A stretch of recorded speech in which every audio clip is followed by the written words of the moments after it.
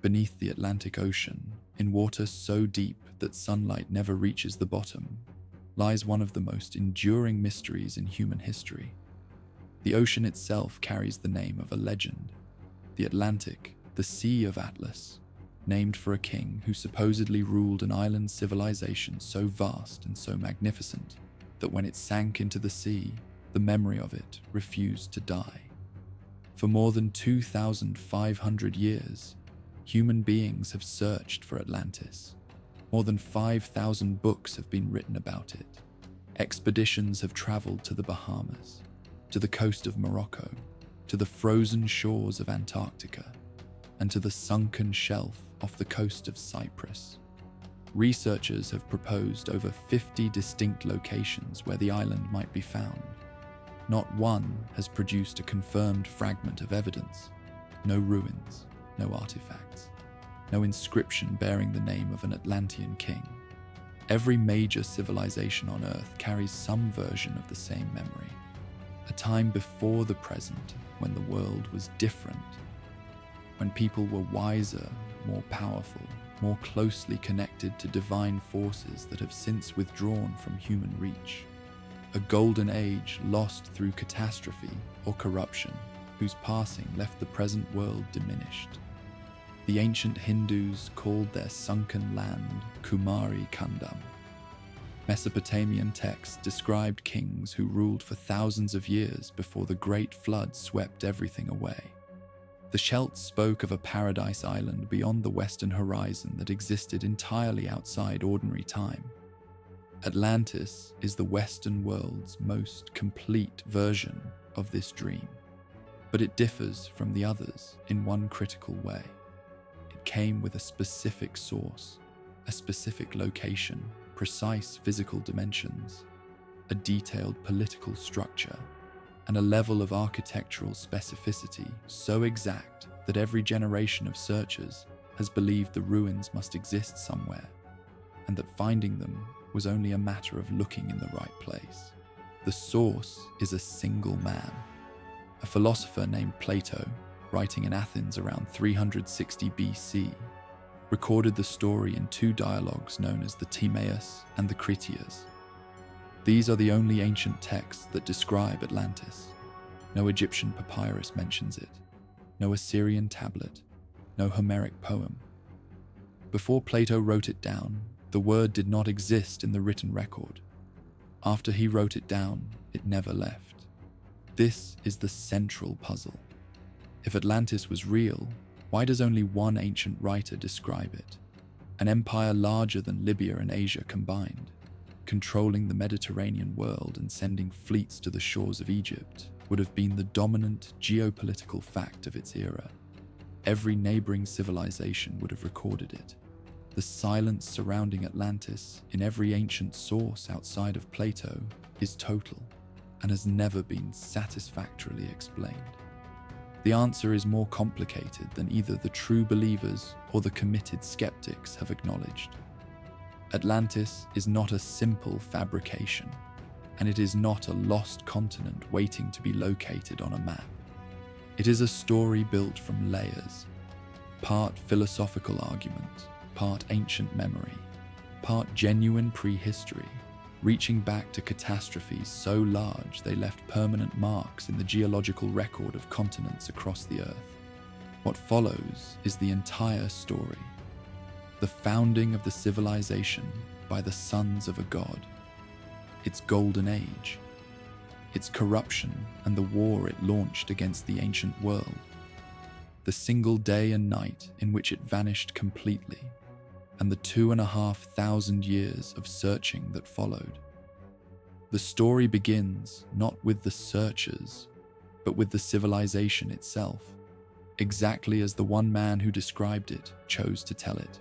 Plato was born in Athens around 428 BC, into one of the city's most distinguished aristocratic families. His real name was Aristocles. Plato was a nickname meaning broad, given either for his wide shoulders or his wide forehead, depending on which ancient source one consults. He studied under Socrates, witnessed his teacher's execution by the Athenian state in 399 BC, and spent the following decades building the intellectual tradition that would shape Western thought for the next 2 millennia. He founded the Academy in Athens, arguably the world's first institution of higher learning. He wrote dialogues, philosophical conversations between named characters, covering topics from justice and love to the nature of knowledge and the structure of the cosmos. He was not a historian. He was not a geographer. He was a thinker whose primary method was dialogue, and whose primary concern was the question of how human beings should live and how societies should be governed. This matters because understanding what Plato was and what he was not is the first step toward understanding what the story of Atlantis actually is. Around 360 BC, near the end of his life, Plato composed 2 dialogues in which Atlantis appears. The first, known as the Timaeus, is primarily a work of cosmology, an attempt to explain the origins of the universe and the structure of the physical world. Atlantis enters the Timaeus briefly as a historical prelude to the main discussion. The second dialogue, known as the Critias, is devoted almost entirely to Atlantis. It describes the island's geography, its founding, its political structure, its architecture, and its corruption in a level of detail that has no parallel anywhere else in ancient literature. The Critias breaks off mid-sentence at the precise moment when Zeus is about to address the assembled gods regarding Atlantis' moral decline. Whether Plato never finished it, or whether the ending was lost during centuries of manuscript transmission, no one knows. That missing conclusion has fueled argument ever since. In both dialogues, Plato is careful to establish the story's origin. He does not present it as an allegory he constructed for rhetorical effect. He traces the account through a specific chain of transmission spanning 4 generations and names each link in that chain. The story begins in Egypt, in the ancient city of Sais in the Nile Delta, around 590 BC. An Athenian statesman named Solon, one of the most celebrated figures in Greek political history, remembered as a lawgiver and reformer, traveled to Sais as part of a scholarly journey. While there, he entered into conversation with Egyptian priests who maintained the temple records of the city. These priests possessed archives stretching back thousands of years, preserved in the stable, dry conditions of the Egyptian climate, far from the floods and fires that had periodically destroyed the records of other civilizations. The priests told Solon something unexpected. The Greeks, they said, were in many ways a young people. Their historical memory extended back only a few centuries. Egypt had records of events and civilizations that the Greeks knew nothing about, including a war fought 9,000 years before the priests' own era between the forces of a great island empire and the people of ancient Athens. The empire had come from beyond the Pillars of Hercules, the narrow strait at the western end of the Mediterranean that marked the boundary of the known Greek world. It had assembled an enormous military force and moved to conquer the nations of the Mediterranean basin. Athens had stood against it alone and defeated it. Shortly afterward, both the island empire and the Athenian warrior class that had opposed it were destroyed in a series of catastrophic earthquakes and floods. The island sank. The Athenian soldiers were swallowed into the earth. Only Egypt survived with its records intact, because Egypt's floods came predictably from the Nile rather than the sea, leaving its temples and their archives undisturbed. Solon was deeply affected by what the priests told him. He returned to Greece, intending to write an epic poem about the war, something that would preserve the story in a form his countrymen could read. He never completed it. The account passed from Solon to his close friend and relative Critias the Elder, who had heard it from Solon directly in the statesman's old age. Critias the Elder told it to his grandson, Critias the Younger. Critias the Younger eventually told it to Plato. By the time Plato committed it to writing, the narrative had traveled across 4 generations and roughly 2 centuries from its origin in an Egyptian temple. Plato understood that this chain of transmission was the account's most exposed weakness. In the Timaeus, the character of Critias addresses the question of reliability directly. He notes that Solon had regarded the story as the most significant thing he had ever encountered, that Solon had intended to immortalize it through his poetry, and that the priests had verified the account against their own written records. Plato has his characters state plainly that this is not a made-up fable, but a genuine historical record. The insistence is notable. Plato rarely bothers to defend the authenticity of his invented scenarios. The fact that he defends this one has been read in 2 entirely opposite ways, either as evidence that the story genuinely came from an external source, or as evidence that Plato anticipated skepticism and felt compelled to address it before it arose. The date the priests gave Solon is the element that creates the greatest difficulty. 9,000 years before the era of the priests at Sais, in the context of Solon's visit around 590 BC, places the events of Atlantis at approximately 9,600 BC. This predates the earliest known human writing by more than 6,000 years.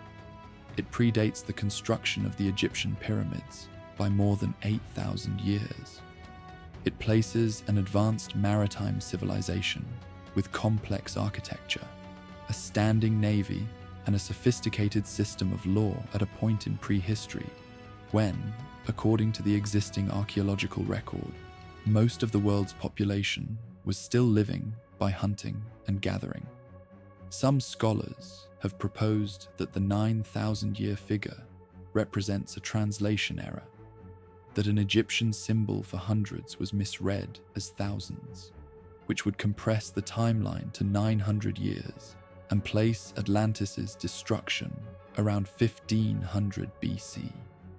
That date corresponds closely with the catastrophic eruption of the volcanic island of Thera, which devastated the Minoan civilization of the Eastern Mediterranean and left the region permanently changed. Others have argued that the priests were counting lunar months rather than solar years, which would reduce 9,000 years to roughly 750. Neither explanation has been accepted as definitive, and neither resolves all of the problems the timeline creates.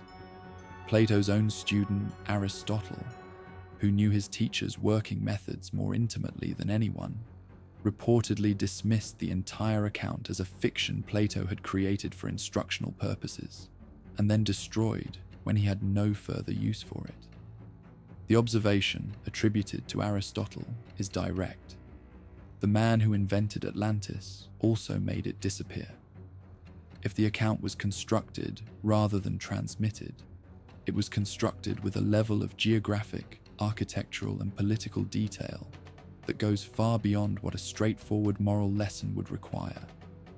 Invented stories built to illustrate philosophical points do not typically include the precise dimensions of harbors or the specific arrangements of hot and cold springs. Athens in Plato's time had recently endured one of the most catastrophic episodes in the city's history. The Peloponnesian War, ending in 404 BC with Athens' total defeat at the hands of Sparta, had shattered the city's imperial ambitions and forced a reckoning with what had gone wrong. Athens had overreached. It had grown powerful, built an empire, and then collapsed under the accumulating weight of its own arrogance and miscalculation. A man writing philosophy in the decades following that defeat had clear reasons to construct a story about a great maritime empire that destroyed itself through moral corruption, and equally clear reasons to disguise that story as ancient history. so that his readers would receive it as fact rather than argument. Whether the account came from Egypt or from Plato's own mind, it served a precise purpose at a precise moment. And whether it was invention, transmission, or something between the two, it entered the world with enough internal consistency and narrative force to outlast every other text Plato ever wrote in the popular imagination. 2,500 years later, the Timaeus and the Critias remain the most widely read of all his dialogues, not for their cosmology or their politics, but for the 9 pages that describe an island that may never have existed, ruled by the sons of a god, destroyed in a single catastrophic night. The island Plato described lay in the Atlantic Ocean, beyond the Pillars of Hercules, the narrow strait at the western edge of the Mediterranean that the Greeks considered the boundary between the known world and the open sea. To a Greek of the 5th century BC, the Pillars of Hercules marked the limit of civilization. Everything beyond them was unknown water, vast and uncharted, and Plato's account places Atlantis squarely in that unknown expanse. In size, the island surpassed anything the ancient Greeks could reference from their own experience. Plato wrote that it was larger than Libya and Asia combined, the 2 great landmasses that, in the Greek geographical imagination, stretched from the shores of North Africa across to the Persian Empire and beyond. This was not an island in any ordinary sense. It was a continent. The founding of the civilization began not with a conquest or a migration, but with a god falling in love. Poseidon, lord of the seas and the most territorial of the Olympian gods, came across a mortal woman living alone on the island after the death of her parents. Her name was Cleito. She lived on a moderate hill near the center of the island's coastal plain. Poseidon came to her, and what he did next was equal parts devotion and possession. He reshaped the land itself around the hill where she lived. Working outward from the center, he cut the hill free from the surrounding plain and encircled it with alternating rings of water and land, 2 rings of land and 3 of water, each concentric with the last, each one surrounding the hill where Cleito lived. The engineering of it was absolute. No boats existed in that era. No man could reach her without Poseidon's consent. He created isolation through geography and made that geography permanent. From the hill itself, he caused 2 springs to rise, one of hot water and one of cold, both flowing in quantities sufficient to serve what would eventually become the greatest city in the world. Poseidon and Cleito had 5 pairs of twin sons. All 10 were male. The eldest of the first pair was named Atlas, and it was Atlas who became the first king of the whole island. The island took his name. The ocean surrounding it took his name as well, and those names, Atlantis, Atlantic, have survived in the languages of the world for more than 2,000 years, outlasting every other trace of the civilization they described. The second-born twin of the first pair, known in Plato's text as Gadairos, was given sovereignty over the region of the island closest to the Pillars of Hercules. The territory he governed became known to the wider ancient world as Gadara, a name still recognizable today in the Spanish city of Cadiz, situated on the Atlantic coast near the mouth of the strait. If any fragment of the Atlantis narrative has a verifiable echo in the physical world, this is the most compelling candidate. The remaining 8 sons, Ampheres and Evaemon, Meneceus and Autochthon, Eleusippus and Mestor, Azaias and Diaprepes, were each given dominion over separate portions of the island and the smaller islands nearby, ruling their territories as kings under the authority of Atlas, who held supremacy over all of them. The physical landscape Plato set down in the Critias was precise enough to read as deliberate geographic description rather than mythological backdrop. The northern part of the island was high and heavily mountainous. These mountains were celebrated, Plato wrote, for their number, size, and beauty, surpassing anything that still existed in the world he knew.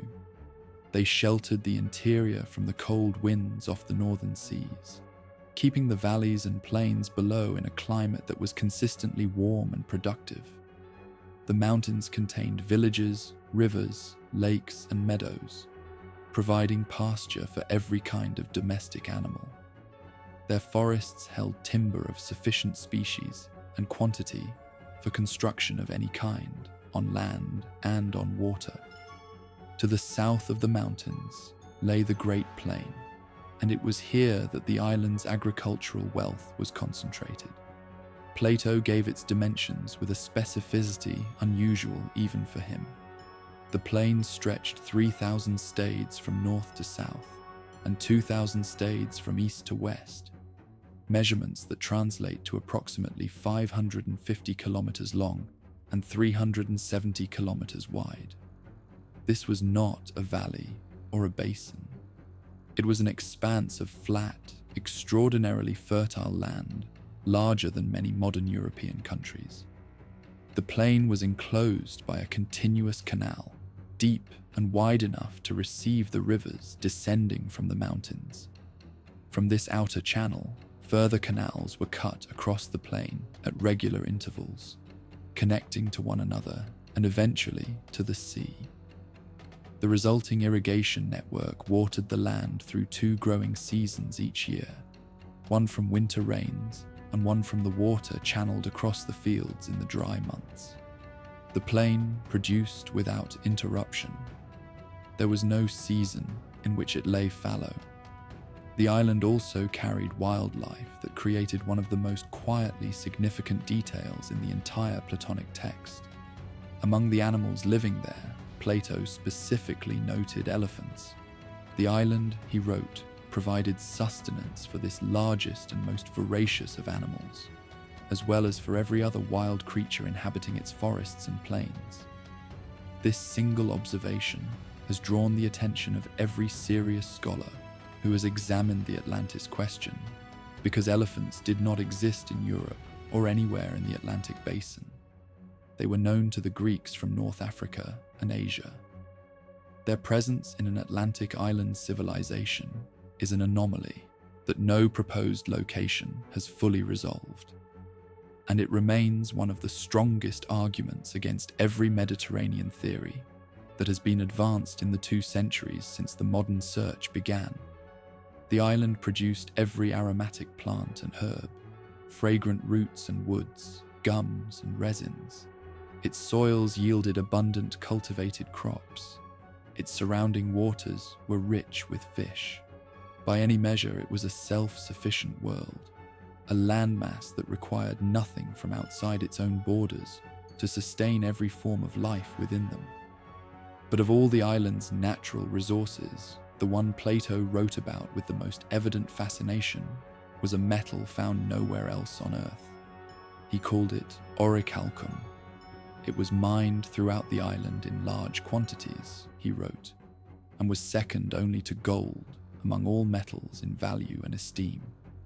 Its most distinctive quality was its color, a reddish gleam that caused it to shine like fire when light struck its surface. In the civilization that rose from this island, orichalcum was applied everywhere. It covered the outer walls of buildings. It lined the surfaces of the Great Temple.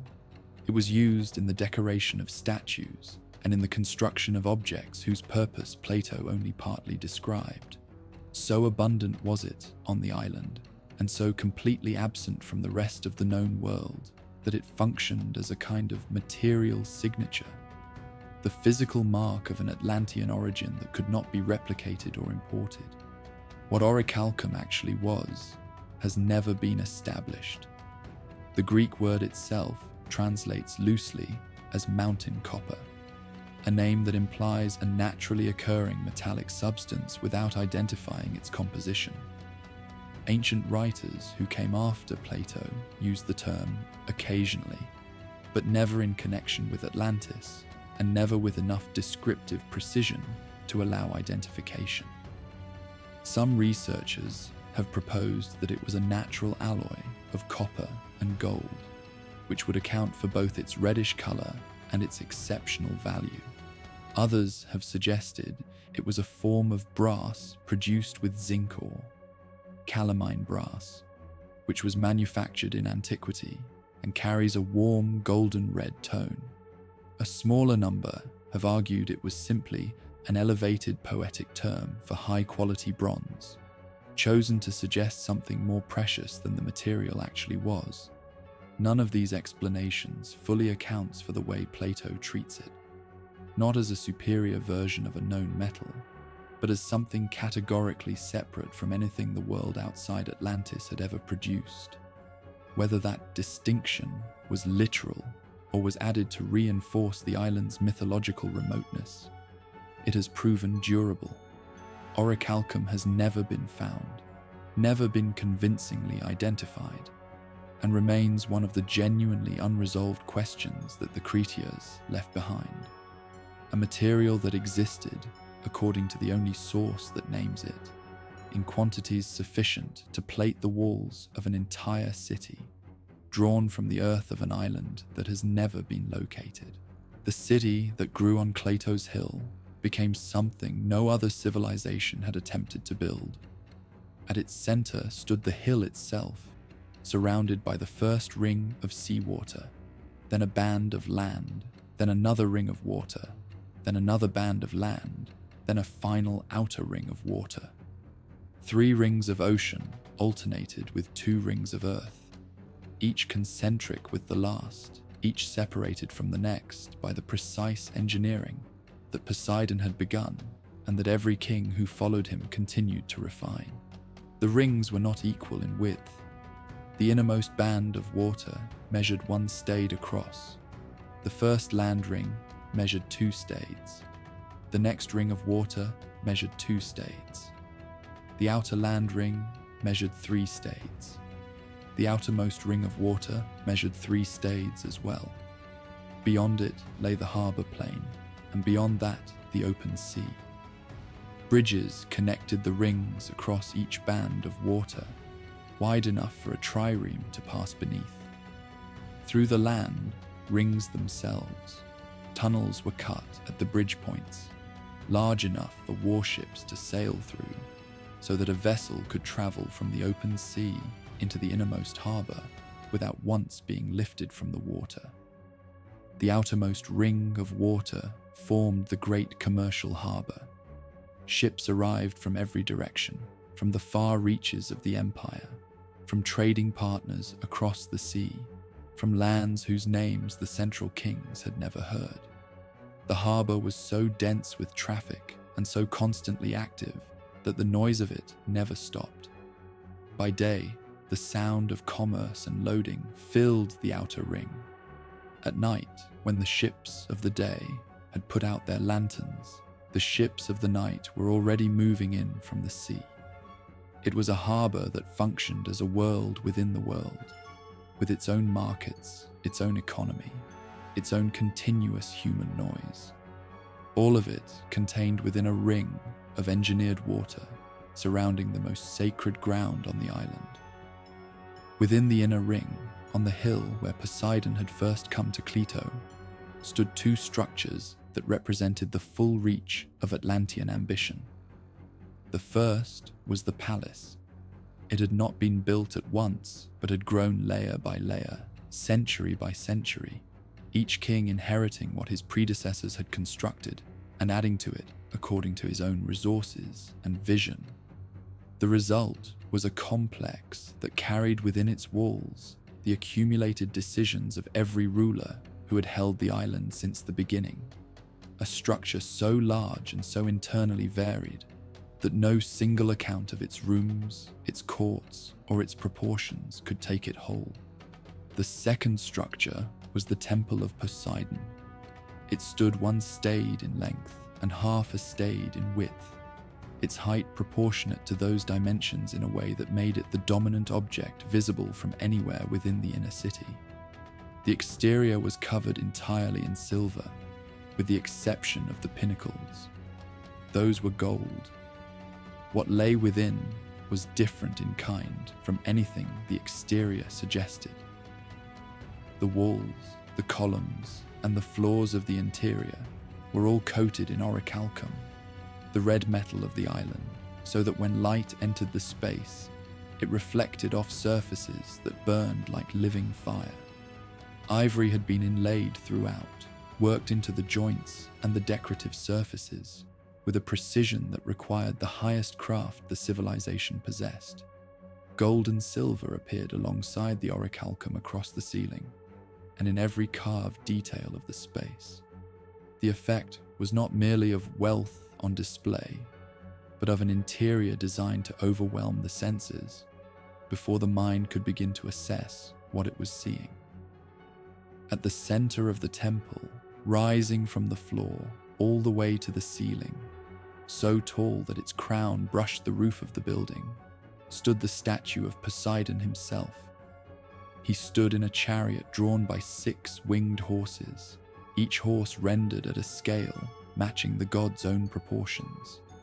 Around him, arranged across the body of the chariot and along its outer surfaces, were 100 nereids, the sea nymphs of Greek tradition, each one riding a dolphin, each one cast in gold. The dolphins curled beneath them with open mouths. The nereids leaned forward or backward, depending on the position of their mounts, so that the whole composition conveyed motion, as though the chariot was already crossing open water, and the nereids were moving through the swells alongside it. Outside the temple, ringing the sacred enclosure, stood golden statues of the 10 original kings and their wives, the sons and daughters-in-law of Poseidon and Cleito. Their names were inscribed on the bases. Their faces looked outward toward the rings of water and land that formed the city their father had shaped from the earth. The springs that Poseidon had caused to rise from the hill, the hot one and the cold, were built around and enclosed to serve the population that had grown up around them. The kings bathed in their own pools, separated from the rest. The common people had theirs. Horses were bathed in separate enclosures, built to accommodate their size. Trees had been planted around all the springs, and the combination of flowing water and cultivated growth in the center of a stone city gave the sacred district a character different from anything beyond the inner ring, something warmer and more alive than the harbors and markets that surrounded it. The military capacity Plato described was staggering in its scale. The plain alone, divided into 60,000 allotted lots, each governed by a designated leader, was required to furnish soldiers in fixed ratios written into law: infantry, slingers, javelin throwers, archers, sailors, and charioteers, organized by district and accountable to the central authority of the 10 kings. The total fleet that could be assembled across the empire numbered 1,200 warships. The chariots that could be drawn from the plain districts alone numbered 10,000. The fighting men who could march behind them numbered in the hundreds of thousands. This was not a defensive force. An island protected by rings of engineered water and surrounded by open sea had no need of a military this size to defend itself. It was the army and navy of a civilization that had already reached far beyond its own borders, westward through parts of Europe as far as Tyrrhenia, what the later world would call Tuscany, and eastward across North Africa to the borders of Egypt. It was the military of a power that intended to project itself further still, and that was already doing so. For many generations after the founding, the kings who governed this empire were not like the rulers of ordinary states. They carried within them the actual blood of Poseidon, a divine inheritance thinned by each generation of human marriage, but still present and still operative in the character it produced. Because of it, they treated wealth as a consequence of virtue rather than its purpose. Gold and orichalcum and the other materials of Atlantean abundance were things they possessed without being governed by them. They were moderate in their dealings with one another and with the peoples under their authority. They understood that virtue and trust between rulers produced more lasting order than any accumulation of power could sustain on its own. They were, by the standards of the civilization they led, genuinely good. But the divine inheritance was not permanent. It could not hold its proportion against the mathematics of descent. With each successive generation, the blood of Poseidon was diluted further by the blood of Plato and of all the ordinary human men and women who had married into the 10 royal lines since the beginning. The divine portion shrank. The human portion grew. And as human nature gained the upper hand in the character of the kings, what had been virtue quietly began to turn. They became unable to carry their fortune with the lightness their ancestors had managed. Wealth, which the first kings had worn as something close to a burden and set aside without grief, began to accumulate weight in the minds of those who held it. Power, which had been exercised as a form of stewardship over the order Poseidon established, became something desirable in itself. The laws written on the orichalcum pillar still stood. The rituals were still observed. The temples were maintained and the offerings made on schedule. But the interior life of the men performing those rituals had changed in a way that no ritual could correct. The reverence had hollowed out. Something false had taken its place. To the outside world, none of this was apparent. The empire still gleamed. The ships were still the finest on any sea. The city still reflected the red fire of orichalcum from its walls and the gold of its pinnacles into the surrounding water. Men who visited and returned to their own lands brought back descriptions of a civilization so magnificent that it seemed to belong to a different order of existence from anything the ordinary world contained. They were not mistaken in that impression. The magnificence was real. It was only the character of the men at its center that had become something else. But hollowed character is not invisible to gods. Zeus looked down at Atlantis and saw what its kings had become. He called the gods together in the most sacred place at the center of the universe, the assembly point of divine authority, the location where the course of mortal civilizations had been decided before. He spoke to them. He told them what he saw and what he intended to do about it. What he said is not recorded anywhere in any surviving text. The Critias stops here. The manuscript breaks off mid-sentence at the precise moment Zeus opens his mouth to address the assembled gods. He has gathered them. He has seen the corruption. He has called them to judgment. And then Plato's text ends. Whether it was never finished, or whether the ending was lost in the 2,000 years between composition and the earliest surviving copies, no scholar has been able to determine. What Zeus said to the gods and what sentence they agreed to carry out is not known from the text. Only the outcome is known, and that was recorded in the Timaeus in a single sentence that names no cause and gives no warning. In a single day and night of misfortune, Atlantis was gone. The war came before the sinking. In the Timaeus, the earlier of Plato's 2 dialogues, the Egyptian priests gave Solon a brief account of the Atlantean military campaign that preceded the destruction. The details are sparse compared to the architectural precision of the Critias, but their outline is clear enough. At some point after the corruption had taken hold in its rulers, the empire assembled a force of the kind its resources made possible and directed it eastward through the Pillars of Hercules into the Mediterranean. The aim was total. The Atlantean kings did not send their armies to raid or to establish a trading relationship or to negotiate a boundary.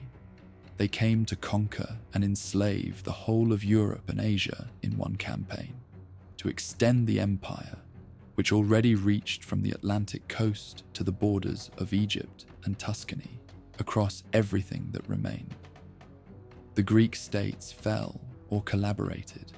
The sources do not specify which cities surrendered and which were taken by force.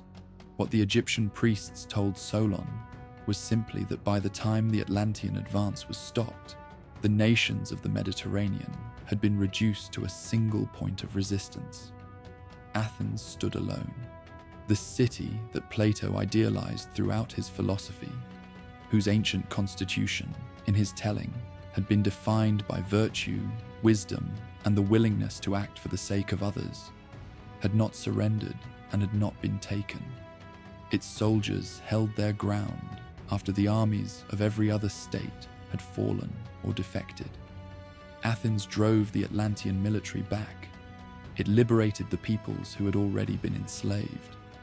It restored, according to the priest's account, the freedom of everyone living within the limits of the known world. This was the finest moment of the ancient Athens that no longer existed in Plato's time. A city that had since built an empire of its own, overreached and collapsed in the Peloponnesian War, still living in the shadow of that collapse when he was writing. The virtuous, constitutional Athens that defeated Atlantis was not the Athens of his present. It was the Athens he believed his city had once been and should endeavor to become again. The war in this reading was less a historical account than a moral portrait. The image of what Athens looked like at its best, set against the image of what unlimited imperial ambition looks like at its worst. But the war was not the end of the story. And the end of the story is the part that most retellings leave out. After Athens defeated the Atlantean forces and restored freedom to the Mediterranean world, the catastrophe struck, not Atlantis alone, but both sides at once. The Egyptian priests did not describe a targeted punishment falling selectively on the guilty while the innocent were preserved. What they described was a total event. Earthquakes struck, floods followed. The Athenian warrior class, the soldiers who had defended the free world, sank into the earth. Every one of them. The army that had just saved civilization did not survive to receive recognition, to found a dynasty, or to build monuments to its own achievement. It went into the ground in the same catastrophe that swallowed the civilization it had defeated. The island of Atlantis went under in the same interval. The greatest military power the world had known, the empire that had reached from the Atlantic to the borders of Egypt, dropped below the surface in a single night. No gradual decline, no slow erosion of power across generations. One night, the island existed. By morning, the water had closed over it completely. The sea in that region became, in Plato's description, impossible to navigate. The island did not sink cleanly and leave open water above it. As it went under, it created a vast shoal of mud just below the surface, shallow enough to strand a ship, too murky to see through, too extensive to sail around. The waters beyond the Pillars of Hercules, which had been navigable if dangerous, became effectively impassable. Sailors who later approached the area found not an island and not clear ocean, but a barrier of mud and shallow water that turned them back. Some researchers who have taken Plato's geography seriously have connected this passage to the Sargasso Sea, the region of the North Atlantic well known to ancient sailors, bounded by ocean currents and characterized by dense masses of floating seaweed, unusual calm and navigational difficulty. Sailors who encountered it described it in terms that overlapped with what Plato wrote. Whether he was recording a genuine geographical account passed down through the chain of transmission from Egypt, or inventing an obstacle to explain why the island had never been found by the sailors of his own era cannot be determined. Either way, the mud shoals served their narrative purpose. They explained the absence of any subsequent discovery. The ocean itself became the reason for the mystery. But the shoals only explain why no one could return to look for Atlantis after it sank. They do not explain why no one who witnessed the events survived to pass the story on directly. That question the Egyptian priests answered separately. Great destructions, they told Solon, occurred periodically throughout human history. Some by fire, when celestial bodies wandered from their paths and scorched the earth's surface, and some by water, when floods rose from the sea and swept away the populations of coastal cities and plains. After each destruction, the survivors were those who had been farthest from the catastrophe. People in isolated mountain communities, mostly without the tools or the knowledge to preserve records of what they had lived through. The learned populations, the scribes and administrators and priests who maintained the written records of their civilizations, lived near water. They died first. Egypt was the exception because Egypt's floods came from the Nile and not from the sea. When the waters rose elsewhere and destroyed the archive keepers of every other nation, the Nile rose on its own schedule and receded on its own schedule, leaving the temples and their inscribed records undamaged. Egypt did not preserve its history through superior diligence. It preserved it because the catastrophe that erased everyone else's memory left Egypt standing. This is why no story of Atlantis existed anywhere outside of a single temple, in a city where the floods came from the right direction. The people who had witnessed the Atlantean Empire, who had traded with it, fought it, or been liberated from it by Athenian soldiers, were dead. The Athenian soldiers who had done the liberating were dead as well. The cities whose scribes might have committed the account to writing were either swept away or stripped of their literate classes. Every thread of memory that might have carried the story forward across generations was cut at the same moment. What the catastrophe produced was not justice, it was erasure. The gods did not reward Athens for its courage.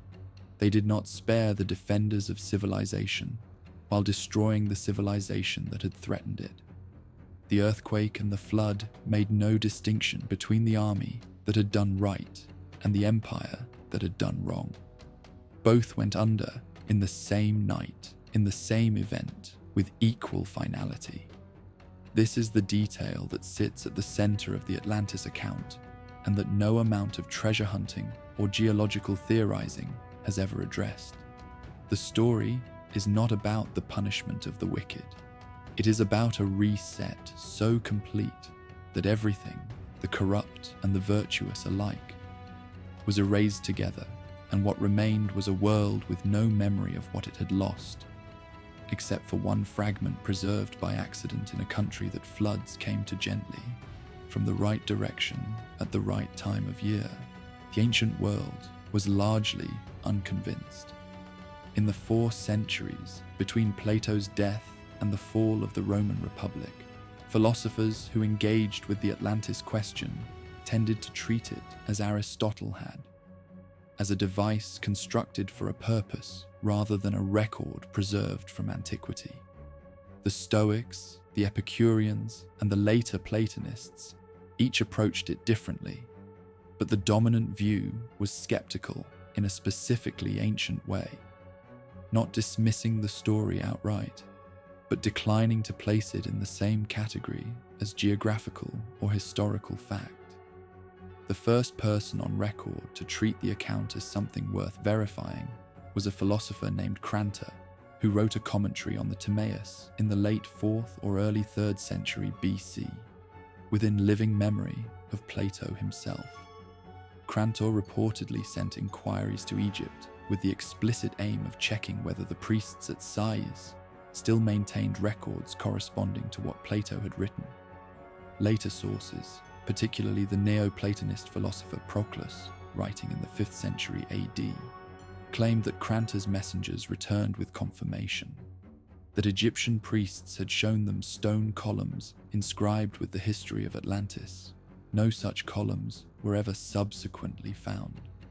Whether Kranta's messengers actually went to Egypt, actually saw columns, or whether the story accumulated detail in the 7 centuries between Kranta and Proclus cannot be determined. What is clear is that Kranta believed the story worth checking, which made him the first in a very long line. The centuries that followed produced no sustained interest. Atlantis retreated into the background of ancient thought, occasionally referenced, occasionally debated, never seriously pursued. The geographer Strabo discussed it with measured skepticism, noting that the story might reflect something real, but that the absence of any supporting evidence made certainty impossible.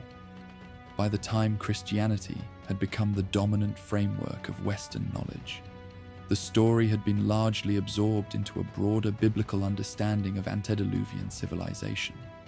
The Great Flood, the destruction of a sinful world, the survival of a remnant. These narratives performed the same cultural function as Plato's account, and left little room for it to operate independently.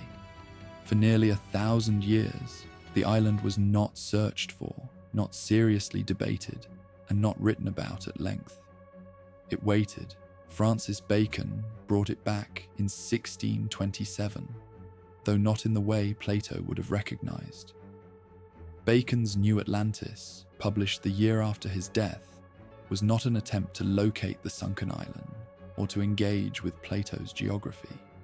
It was a utopian fiction set on an island called Bensalem, somewhere in the Pacific, where a civilization organized entirely around scientific inquiry had produced knowledge and capability that the rest of the world had not yet approached.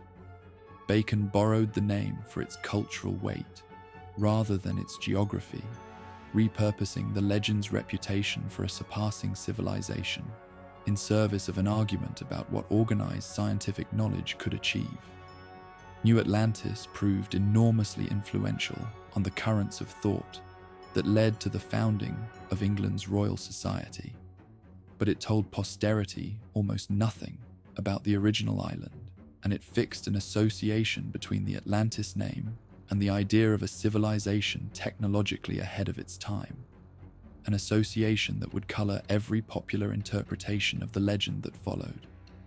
Athanasius Kircher, a Jesuit scholar of extraordinary range, put Atlantis on the map in 1669, literally.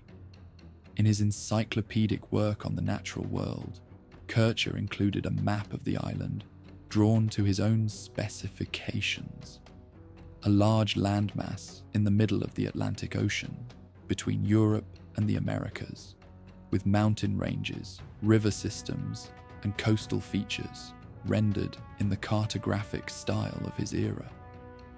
The map was oriented with south at the top, which gives it a strange quality to modern eyes, but its content was unambiguous.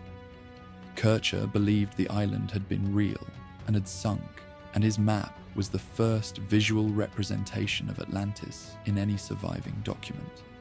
It burned the image into the Western mind in a way that text alone had not managed in 2,000 years. Every subsequent search that went to the Atlantic, and most of them did, was following, consciously or not, the geography Kircher had drawn. The man who transformed a recurring historical curiosity into a global popular obsession was an American congressman from Minnesota named Ignatius Donnelly. His book, published in 1882 under the title Atlantis, the Antediluvian World, became an international bestseller. Donnelly was not a professional scholar. He was a politician and writer of furious energy who assembled his argument from sources across history, mythology, geology, and comparative linguistics. The central proposition was that Atlantis had not merely been a real island, but had been the origin of civilization itself. that the similarities between the pyramids of Egypt and the pyramids of Mesoamerica, between the flood myths of every ancient culture, between the alphabets and mythologies of peoples separated by an ocean, were not coincidences or cases of parallel development, but evidence of a common source on an island that had since disappeared. Mainstream science rejected the argument then and has not revisited it since. But science rarely sets popular belief, and Donnelly's book shaped what ordinary readers understood Atlantis to be for the century that followed. William Gladstone, then serving as British Prime Minister, read it and asked Parliament to fund an expedition. Jules Verne had Captain Nemo gaze silently at Atlantean ruins through the porthole of the Nautilus. The book went through multiple editions in multiple countries, and the idea it planted, that Atlantis was the hidden origin of all ancient knowledge, has never entirely faded. Where Donnelly gave the legend a political and historical structure, Helena Blavatsky gave it a spiritual one.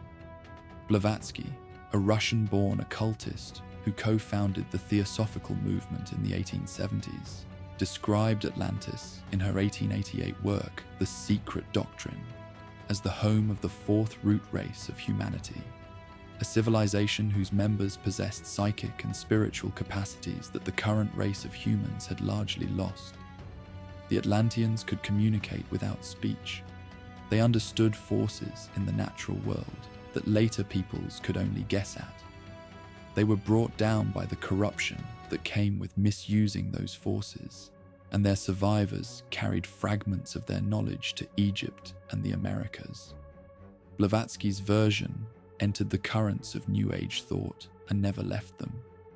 It became the template for every subsequent account of Atlantis as a civilization of heightened consciousness, destroyed by its own hubris, a framework so adaptable that it has accommodated crystal energy, levitation, advanced technology, and extraterrestrial contact in various combinations across the century and a half since she wrote it.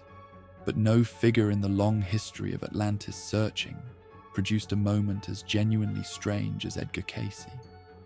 Cayce was born in rural Kentucky in 1877, a devout Christian who taught Sunday school for most of his adult life, and who had, since his early 20s, demonstrated an ability that no one who studied him closely could fully explain. He could put himself into a trance state and, while unconscious, respond to questions with a specificity and internal consistency that his waking self could not reproduce. He answered questions about the health of people he had never met. He answered questions about past lives. He answered questions about the deep history of the human race. He gave over 14,000 of these readings in his lifetime, and in roughly 700 of them, Atlantis came up. The Atlantis Cayce described was a civilization that had occupied a large landmass in the region of the Atlantic and Caribbean, brought down not in a single night, as Plato had written, but in 3 stages spread across tens of thousands of years. The Atlanteans had possessed technology, particularly involving the concentration and direction of crystal energy, that the modern world had not recovered. Their survivors had traveled to Egypt, where they had constructed the pyramids and deposited a complete archive of Atlantean knowledge in a chamber beneath the Sphinx. They had also traveled to the Americas, seeding the civilizations that Donnelly had tried to connect through other means. The prediction that drew the most attention came across several of Cayce's readings from the 1930s and 1940s. He stated that physical remnants of Atlantis would rise from the ocean floor near the island of Bimini in the Bahamas, and that this would happen around 1968 or 1969. In 1968, a zoologist named J. Manson Valentine was diving in shallow water off the coast of North Bimini when he found, in about 5 meters of water, a formation of large flat stones arranged in a J-shaped pattern stretching roughly 800 meters along the seafloor. The stones were substantial, some reaching 5 meters across, fitted together with a regularity that struck Valentine as deliberate. He called it a road. Geological surveys conducted in the following years concluded that the Bimini Road was not a road.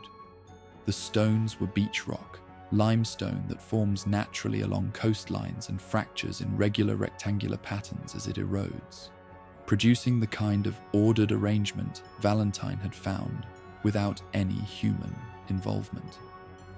The geological case was thorough, and the scientific consensus held. It changed almost nothing among those who already believed. The timing of the discovery, in the precise window Casey had named, decades after his death, remained a fact that neither side of the argument could adequately account for, and it remains so today. By the end of the 20th century, the search had become a permanent industry. Books, documentaries, competing expeditions, and revisionist geographers produced new candidate locations every few years. Graham Hancock's Fingerprints of the Gods, published in 1995, introduced millions of readers to the possibility of an advanced civilization destroyed at the end of the last ice age, without committing to the name Atlantis, and sold in quantities that made clear the appetite for this kind of history was larger than anyone in academic publishing had understood. Sonar surveys were conducted off Cyprus, off Spain, and across sections of the Mediterranean floor. The seafloor around the Azores was mapped and remapped. None of it produced what anyone was looking for. The island stayed missing. The search continued. And what the searchers could never quite agree on, what the theorists and the geologists and the true believers and the debunkers all circled without resolving, was the question of where exactly to look and what exactly to look for. That question is the subject of the final chapter of the Atlantis story, and it is the one that comes closest to an answer. The question of where Atlantis actually was has produced more sustained argument than almost any other geographical mystery in the history of human inquiry. Over the course of 2.5 millennia, researchers have proposed locations on every ocean floor, on every continent, and in every era of human prehistory. Most of these proposals share a common structure. They identify a real place or event that matches some portion of Plato's description, and they argue that the matching portions are evidence of an underlying truth, while explaining away the portions that do not match as errors in transmission, errors in translation, or deliberate alterations by Plato for philosophical purposes. The best theories are the ones that require the least explaining away. None of them require none at all. What follows is an examination of the theories that have earned the most serious attention, not the most popular attention, which is a different thing, and what each of them can and cannot account for. The theory with the strongest academic support begins not in the Atlantic Ocean, but in the eastern Mediterranean, on a volcanic island that the ancient Greeks called Thera, and that the modern world knows as Santorini. The Minoan civilization occupied Crete and the surrounding Aegean islands for most of the 2nd and 3rd millennia BC. It was the dominant maritime power of the Bronze Age Mediterranean, a network of palace complexes, trading relationships, and naval routes that connected the eastern Mediterranean world from Egypt to mainland Greece and beyond. The Minoans built without defensive walls. Their cities sat open to the sea because their sea power was sufficient protection. They produced art of extraordinary refinement. The frescoes at Knossos and at the Theran settlement of Akrotiri show a culture that was prosperous, visually sophisticated, and deeply connected to the natural and maritime world that surrounded it. Their writing system, known as Linear A, has never been deciphered. Whatever records they kept of their own history, no modern scholar has read them. Around 1628 BC, By the best estimate that ice cores and radiocarbon dating can currently provide, the island of Thera underwent a volcanic eruption of a scale the Mediterranean had not experienced in human memory.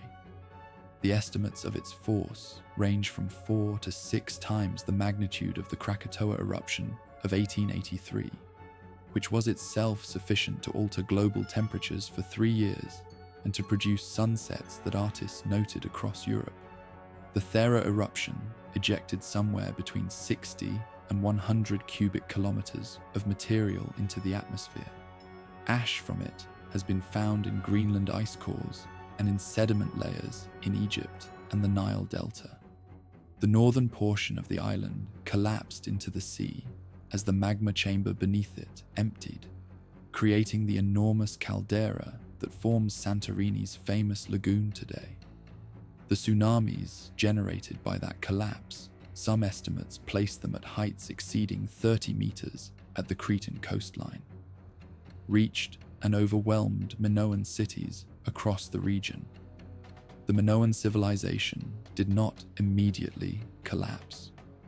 The evidence suggests a process that unfolded across a generation or more after the eruption, a gradual weakening of the palace system at Knossos and elsewhere, a failure to maintain the trade networks that had sustained the economy, and eventually, by around 1450 BC, the arrival of Mycenaean Greeks from the mainland who took control of Crete. The transition from Minoan to Mycenaean Crete is one of the pivotal and still incompletely understood events of Bronze Age history. The eruption of Thera sits in its recent past as a candidate cause or contributing factor.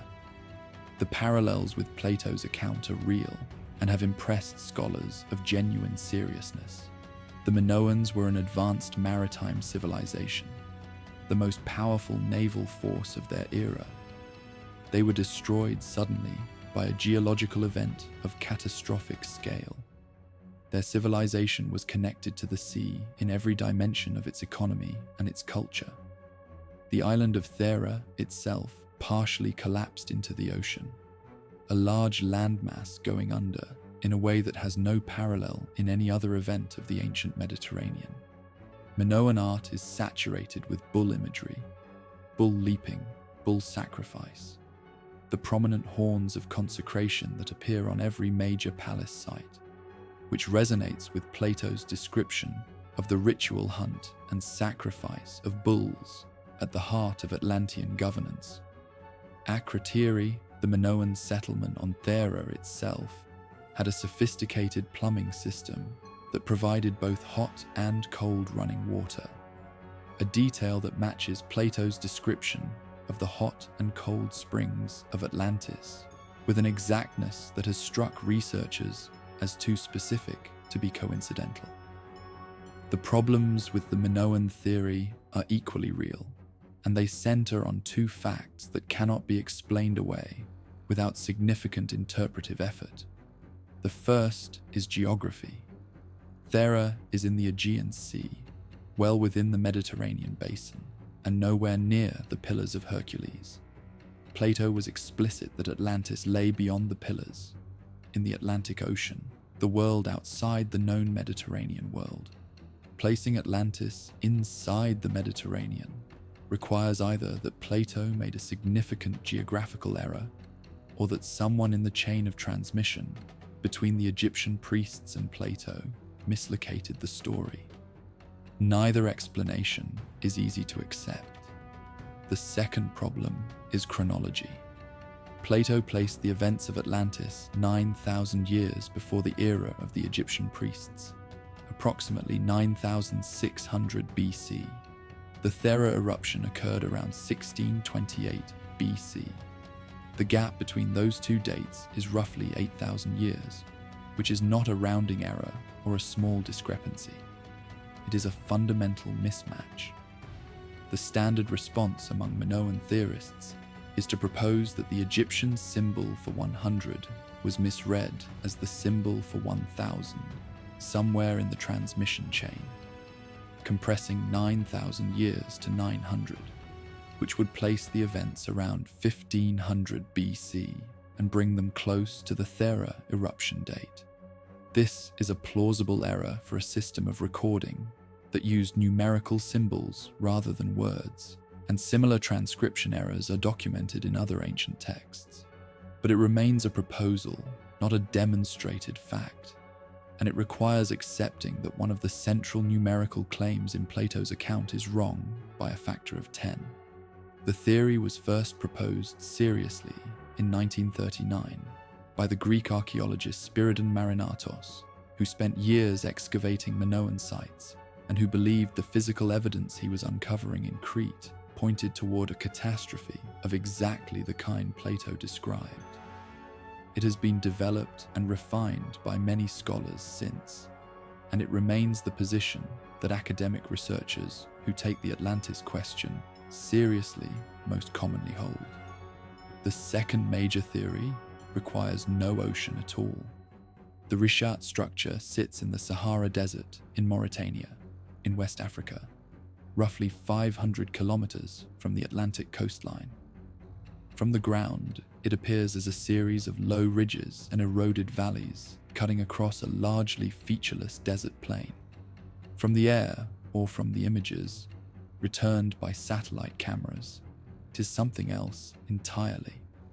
The structure is circular, approximately 40 kilometers across, and its rings of harder and softer rock create a pattern of concentric circles that from above look so similar to Plato's description of the concentric rings of Atlantis that the resemblance, when first encountered, is genuinely startling. The case for the Richat structure as Atlantis rests almost entirely on this visual similarity. The concentric rings are there. The approximate dimensions are closer to Plato's numbers than many other candidates. The surrounding plains are vast and flat in a way that corresponds to Plato's description of the Great Plain to the south of the Atlantean city. There is a river system in the region.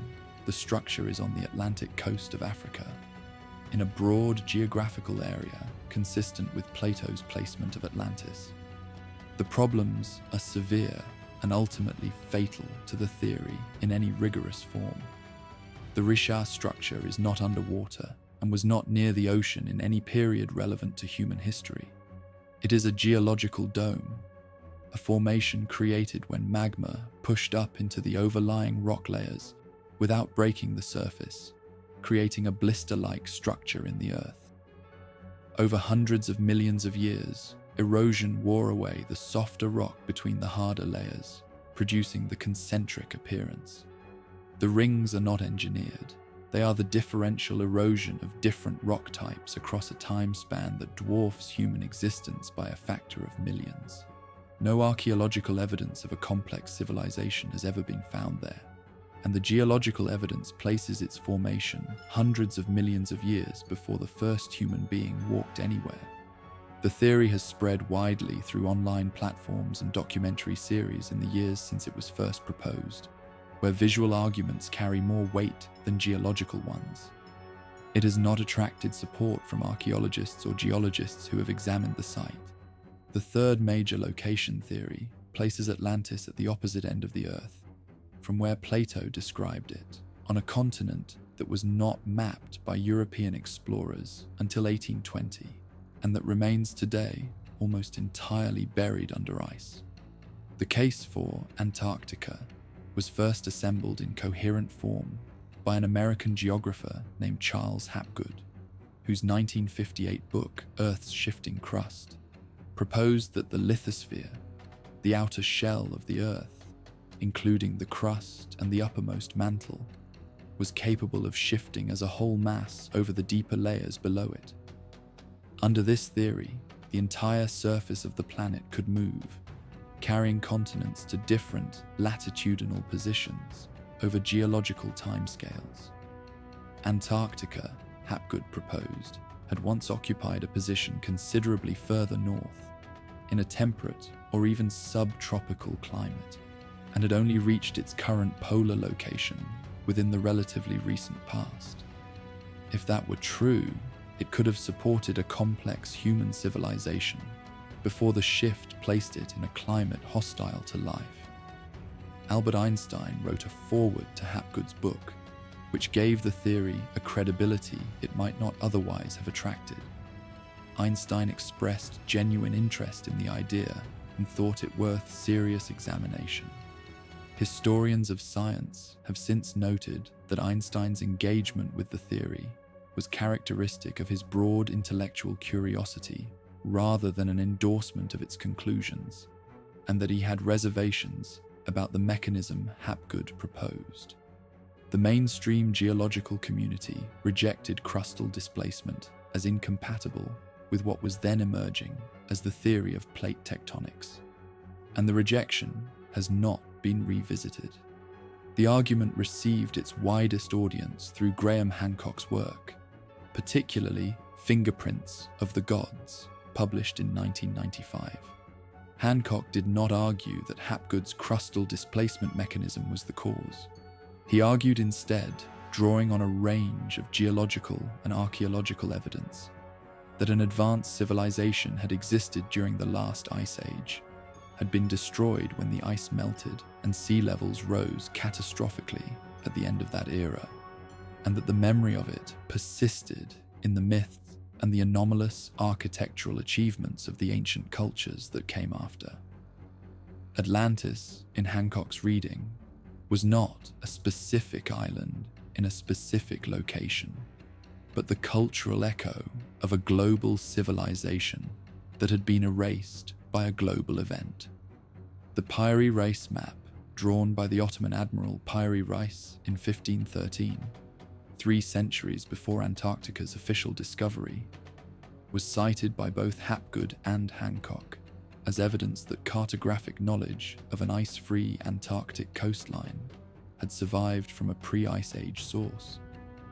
The map does appear to show a landmass south of the tip of South America, whose outlines, in certain projections, resemble the Antarctic coast. Cartographers who have examined the map carefully are divided on this interpretation.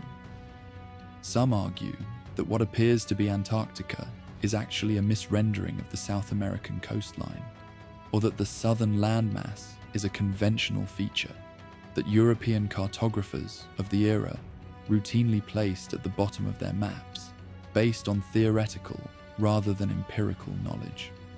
Others argue that certain features of the coastline match Antarctic geography too closely to be coincidental. The fundamental geological obstacle remains unchanged. Antarctica has been glaciated for at least 34 million years.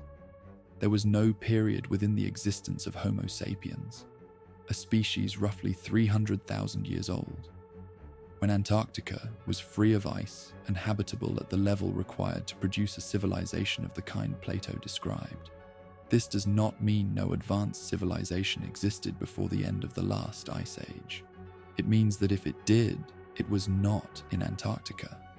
The fourth theory does not propose a location at all, because it proposes that there was no location to find. Plato invented Atlantis. He constructed it for the same reason he constructed the Ring of Gyges, the allegory of the cave, and the myth of as a vehicle for philosophical argument, a story built to carry a meaning that straight argument could not carry as effectively. The warning he wanted to deliver was specific and urgent. Athens, in the decades after the Peloponnesian War, was a city that had built an empire, mistaken imperial power for national virtue, and paid for that mistake with military catastrophe and democratic collapse. The Atlanteans were the portrait of what Athens had become: wealthy, powerful, internally corrupted, overreaching. The primitive Athens of 9,000 years earlier was the portrait of what Athens should have been and should try to become again. The war between them was an argument dressed as history. The case for this reading is supported by everything known about Plato's methods and intentions. He used fictional scenarios throughout his work without apology. He was interested in political philosophy and the nature of justice and virtue, and the Atlantis account serves those interests with remarkable precision. The fact that he insists so strenuously on the story's authenticity is itself, in this reading, part of the literary construction. A philosopher who wanted his audience to receive a parable as history would naturally have his characters vouch for its truth. The silence is the strongest argument. No other ancient writer mentions Atlantis before Plato, an empire larger than Libya and Asia combined, controlling the Mediterranean world, sending armies into Greece and fleets to Egypt, would have left traces in the records of every civilization it contacted. It left none. Not in Egypt, not in Mesopotamia, not in the Linear B tablets of Mycenaean Greece, not in any archaeological layer anywhere. The silence is not the silence of a civilization so thoroughly destroyed that all evidence vanished. It is the silence of a civilization that was never described by anyone except the man who invented it, which is what we would expect if the man invented it. The case against pure invention is also real. Plato names the chain of transmission with specificity unusual for an invented story. Solon was a historical figure whose existence and Egyptian travels were independently attested. The Critias, the dialogue devoted to Atlantis, ends unfinished. If the story was invented for philosophical purposes, it is strange that its author never completed the philosophical point it was built to make. The level of architectural and geographical detail, the precise widths of the rings, the dimensions of the canal system, the specific metals used in each wall surface, goes substantially beyond what any of Plato's other invented scenarios contains. Philosophers constructing moral allegories do not typically specify harbor dimensions. The most defensible reading is that Plato shaped and elaborated something that had a genuine source, without being able to verify that source himself, and that the shaping was so thorough that separating the transmitted core from the philosophical architecture that surrounds it is no longer possible. Which brings the question to its final and most interesting answer. Not a location theory, but a geological one. The period that geologists call the Younger Dryas ended approximately 11,700 years ago. It was the last gasp of the last ice age, a sudden cold reversal lasting roughly 1,200 years that interrupted what had been a gradual warming after the glacial maximum of around 20,000 years ago. When the Younger Dryas ended, it ended fast. In some regions, temperatures rose by 10 degrees Celsius within a decade. The ice that had persisted through the cold reversal began melting at rates that transformed the surface of the planet. The sea level consequences were enormous. At the last glacial maximum, ocean levels stood approximately 120 meters below where they stand today. The melting of the Younger Dryas period and the continuation of warming that followed raised those levels progressively over the following thousands of years. Coastlines around the entire world shifted dramatically inward. Land that had been inhabited for tens of thousands of years went underwater. The North Sea, which today separates Britain from continental Europe, was dry land through most of the Ice Age. A territory larger than Britain itself, called Doggerland by modern researchers, where communities of hunter-gatherers lived and died for millennia before the sea covered it. The Persian Gulf was a river valley. The shallow continental shelves off the coasts of every inhabited continent were exposed land. The coastlines of India, Southeast Asia, the Americas, and Africa looked nothing like they do today. This is not speculation. It is the established record of sea level change, derived from sediment cores, shoreline geology, and the mapping of now submerged landscapes by research vessels equipped with sonar. The land that went underwater is there, still traceable, along the continental shelves of every ocean. The settlements that people built on those coastlines are there as well. In some cases, stone structures and human remains, have been found in shallow water off the coasts of India, in the North Sea, and in the Mediterranean, dating to periods before the sea rose to cover them. Some researchers, working from evidence that has accumulated significantly in the past 2 decades, have proposed that the end of the Younger Dryas was not simply a gradual warming, but was punctuated by episodic, catastrophic events. Rapid destabilizations of the ice sheets that sent enormous volumes of meltwater into the ocean in sudden pulses, raising sea levels by meters in decades, rather than by centimeters over centuries. The evidence for these pulses is preserved in coral reef records and sediment layers. If such events occurred, and the geological case is growing stronger, they would have been experienced by the people living on coastal plains as floods of sudden and terrifying scale, overwhelming everything within reach of the sea in a time short enough to be remembered as catastrophe rather than gradual change. Plato placed Atlantis at approximately 9,600 BC, within this period of Ice Age transition and the dramatic sea level rise that accompanied it. He was not working with modern geology. He had no access to sediment cores or sonar maps, but the date he recorded, transmitted through 4 generations from Egyptian priests who maintained records across millennia, places the events he described at the precise moment in geological history when the world was undergoing the kind of transformation that could generate exactly the kind of story he tells. An advanced coastal civilization, wealthy and powerful, its cities built on land that the rising sea was already approaching, destroyed in the span of a day and a night when the water finally came.